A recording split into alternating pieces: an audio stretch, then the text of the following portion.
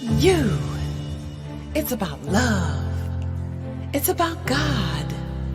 It's about time. It's about your life. It's about your smile. It's about your health and your hopes and your dreams, your body, your mind, and your family. It's about your relationships and your future and your impact and your legacy. It's about God. It's about peace.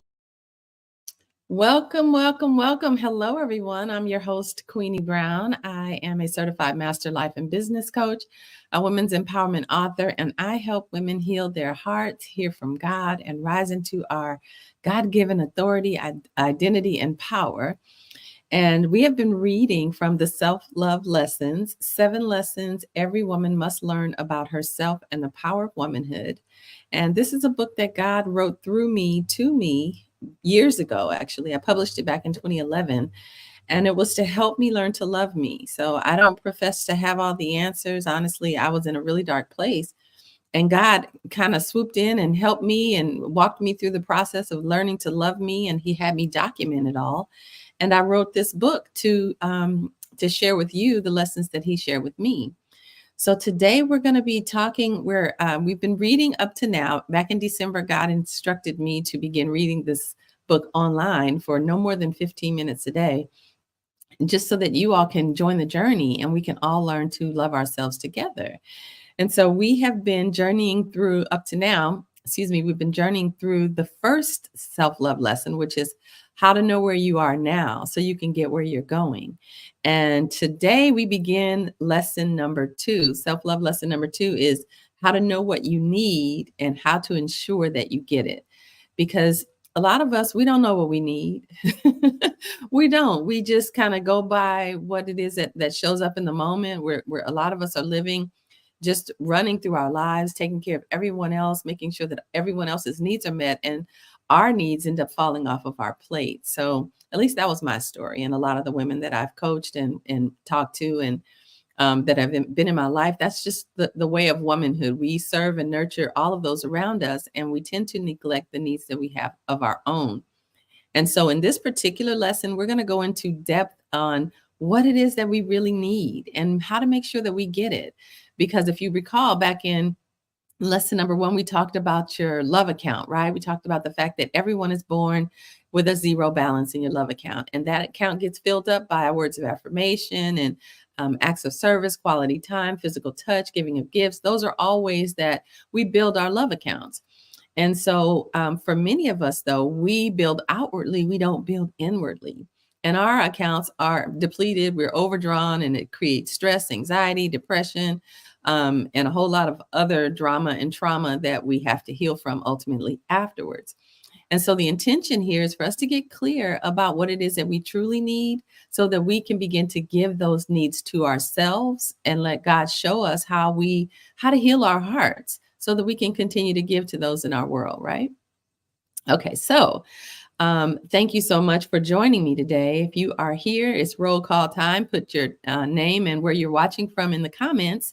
If you're watching the replay, welcome. Thank you so much for joining us. Make sure you put hashtag replay in the comments as well so we know that you're here. And then if you finish when you finish the lesson, make sure that you put hashtag finished so that we can put you in a drawing for the gifts that.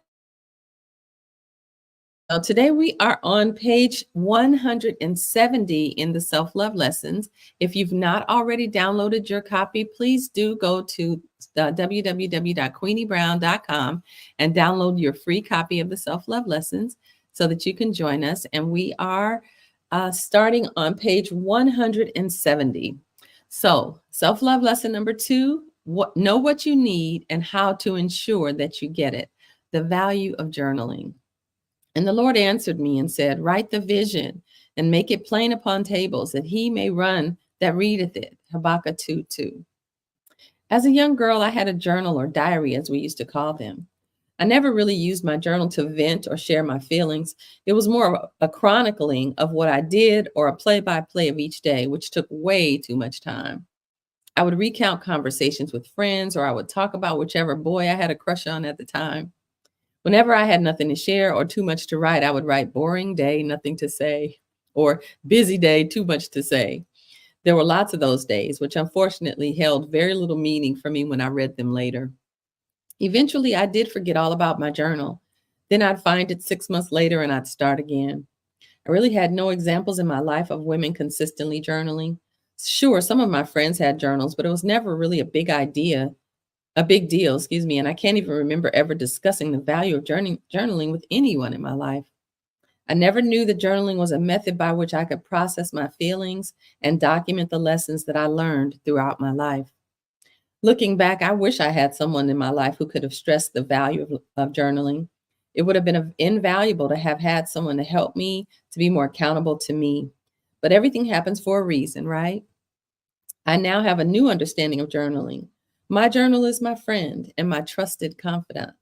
I don't write in it every day, I never have, but I do take time to document the lessons that I learn. Even as an adult, I never really knew what to write in my journal. It wasn't until my silent weekend that we spoke about it earlier on. And if you missed that, oh my goodness, please go back, go back to the replays and check it out. So it wasn't until my silent weekend that I finally felt uninhibited and free enough to include anything and everything in my journal. Honestly, that weekend I wasn't writing in a journal at all. It was just a tablet. But I think but I think back and realize that had I not started writing, you wouldn't be holding this book. Since then, I write on just about everything. I can remember my ex-husband being so frustrated with me because he couldn't find one clean sheet to write on. I remember him shouting, "You've written on every single piece of paper in the whole house. I just need one, just one." I laughed and felt bad for him, but the floodgates were open and I had no idea how to shut them. Now I keep a journal with me at all times. I also keep a bedside writing kit in case I need to write something throughout the night. I've learned that when the thought comes or when God speaks and the urge to write occurs, I must surrender and write whatever needs to be written. And you should too. Sorry, I'm not letting you keep up with me. Here we go. Go and get a new journal. Here's how to find it. There are some important things you need to consider before you go into a bookstore to purchase a new journal. I invite you to first think about how you'll use this new journal because not all journals are the same. There are journals with lines and ones without. There are journals with locks, journals with spiral binding, journals with book bindings, journals that open so that you can write on a flat surface, journals that come with a pen already attached, journals that have quotes or scriptures, guided journals, and journals that can fit in your purse. There are journals for every reason and every age group. My first recommendation is that you do not get a guided journal for this journey, this process. A guided journal asks open-ended questions that you can simply fill in the blanks. This will distract you from the exercises that we'll complete together throughout this journey. Think about and decide on your preferences before you go to the store to purchase your journal. When you get to the journal section of the bookstore, stand back and see if any of the journals grab your attention. The goal here is to find the journal that you're drawn to, then make your selection. Okay, so this is so important. I know many of us have had experiences with journals. A lot of women are afraid to journal. A lot of women are afraid that someone will read their journal, so they don't really feel safe. And there's ways around that. There are online journals now that you can access where it requires a password. But there is something powerful about the pen. And when you allow yourself to write and just kind of in the flow of consciousness, release what's happening in you, even if you're angry, especially when you're angry, if you allow yourself to just pour your emotions out on the page, it changes things. It allows you to really release the energy that's being charged and caught up inside of you. And so I highly recommend you find a way, even if you're keeping it in your purse, put it under a lock, put it under your mattress, wherever you need to put it so that it's safe, but allow yourself the freedom to process through your emotions. And then teach the people in your world that that's a boundary that you don't want crossed. Okay, I know some people won't honor that. Maybe you might need to keep it in your car, under your seat, somewhere, but make sure you create a space where you can allow yourself to process through your emotions on a regular basis. A lot of the challenges that we face as women is because we end up having stuff happen to us throughout the day and we tuck it under the rug. And we've talked about that. We get angry, we tuck it under the rug. When someone violates our boundaries, we tuck it under the rug. When someone doesn't honor our space or our value or our voice, we tuck it under the rug. And ultimately the rug gets bigger and it takes over the room. And then it looks like it bleeds into other relationships. You become cross or angry with people in ways that you didn't even realize could come out of you. But that's because you have been completely overwhelmed with everything you've been tucking. So having a journal opens you up and allows you to not tuck it in anymore. It allows you to deal with, I'm angry because of this, or I'm frustrated because of that, or I feel powerless when this happens. Give yourself a chance to honor the feelings that you're experiencing on a daily basis. And when you do that, it gives you the space to heal it. You got to feel it to heal it. And that's what we don't realize. Sometimes it's hard to feel it. You don't want to feel it, or you don't have time to feel it. Or who has time to process emotions when you got to deal with food and you got to cook and you got to clean and you got to take care of kids and help with homework and pickups and drop-offs and games and all of the stuff that is womanhood / motherhood / wifehood. So we get to incorporate a process into our lives that allows us to feel our feelings, that allows us to release the energy that's being charged by those feelings, and that allows us to be able to look at how we're feeling, look at what we're learning through our experiences so we can grow from it. Otherwise, we go bananas, right? So journaling is a priceless tool. It is a priceless tool. And had I not had journaling, I wouldn't be talking to you right now. And it's not something you have to hold yourself to. I got to do it every day and I have to hold to a schedule. And if I don't, I'm feeling all bad about myself. Let all that go. That's not God. God intends for you to write what he says to you. And so that's a whole nother conversation that I cannot wait to have with you. And since I brought that up, I want to invite you next Thursday. I'm going to be hosting a Quiet My Mind workshop. It's a 2-part experiential opportunity for us to learn how to hear from God and how to learn how to surrender your pen and let God write through you to you. It's a powerful exchange, and I promise you it's going to be life-changing. It's absolutely free. God inspired me to do this just a couple of days ago. And so I'm going to be doing it next Thursday and possibly the following Thursday, depending on the reaction that we get. We'll see. But again, it's absolutely free. I'm going to put the link in the comments so that you can join me. Let's see, where else? Make sure you go to www.queeniebrown.com and download your book, but that will put you on my list and you'll get a link from the list as well so that you can join us. I don't want you to miss it. It is going to be life-changing. God explained to me even later in the book, we're going to talk about our beliefs and how to create a mindset and how to create a stronghold and why God created our minds to hold strong and what happens when you hold strong to the wrong thing. And there's just so much meat on that bone. So I want to help you understand how God created your brain to work and how he decided to partner with you to overcome the stuff that's been coming at you.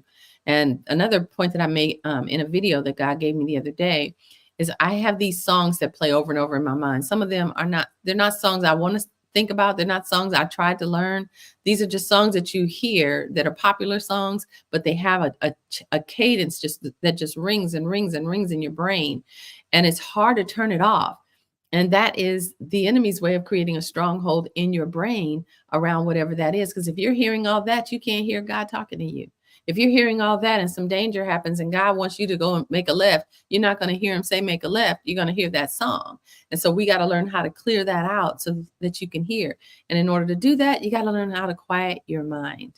It's important to know how to have a quiet mind. So join me on the Quiet My Mind workshop. I'm super excited about it. Darn it, I left this open so you can't see me. But anyway, so join me. Learn how to quiet your mind. It's going to change your life, I promise, especially with the way things are going right now with the world. You need to know how to do that. All right, so right now we're going to retreat to the Mother Love community. We're going to talk a little bit more about journaling, and I'm going to share a little bit more meat off that bone. So if you've downloaded the book, you have a link to the community. Come on in. I can't wait to talk to you and share more. All right. God bless you. Thanks for watching. Make sure you share with your friends and put hashtag finished in the comments. Let me know you watched all the way through. Have a blessed day. I'll see you on Monday. Talk soon. Bye-bye.